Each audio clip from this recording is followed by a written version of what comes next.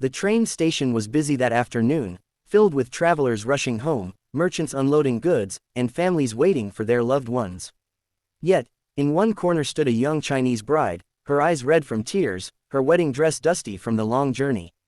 She had traveled miles with hope in her heart, expecting to be welcomed by the man who had promised her marriage. But instead, she was left waiting alone. Hours turned into an unbearable silence, and soon the truth settled in: she had been abandoned. Her suitcase sat beside her, filled with carefully folded clothes and small gifts she had brought to start her new life. Every face that passed reminded her of what she had lost. People stared, some whispered, but no one came forward to help.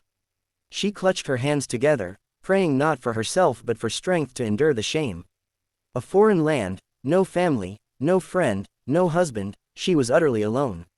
Not far from the station lived a rancher named Thomas, a widower raising 3 young children after his wife had passed away. That day, he had taken his children to town for supplies.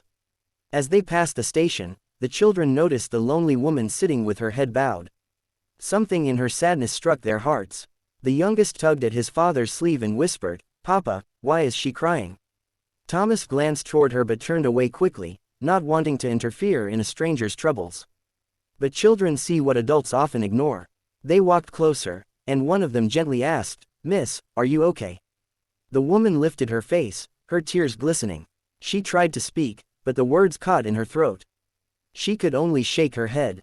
Thomas finally stepped forward, his voice calm but firm. "Do you need help, ma'am?"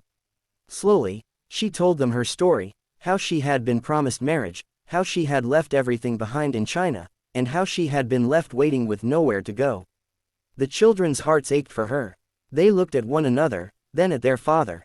The eldest, with innocence shining in her voice, said, "Papa, she is our mama." Thomas was startled by the words, but when he looked into his children's eyes, he knew they truly meant it. To them, this abandoned bride wasn't a stranger, she was someone who belonged, someone who needed love as much as they did. Thomas hesitated. He was a hard-working man, cautious with strangers, and he knew the risk of inviting someone into his home. Yet the sight of his children holding the woman's hands, comforting her as though she had always been theirs, softened his heart. He saw in her a quiet strength, a kindness even in her brokenness. Perhaps fate had brought her here not to be rejected, but to find a new family.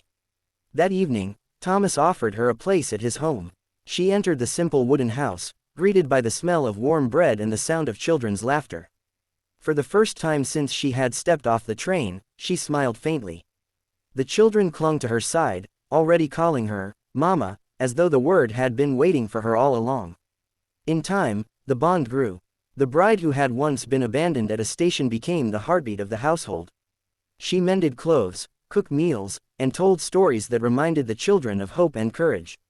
She found not just shelter but love, not just survival but belonging. And Thomas, once a lonely widower, found in her the partner he never thought he'd have again. The woman who was once left behind was no longer forgotten. She was cherished, not because of promises broken, but because a father listened to his children's innocent wisdom.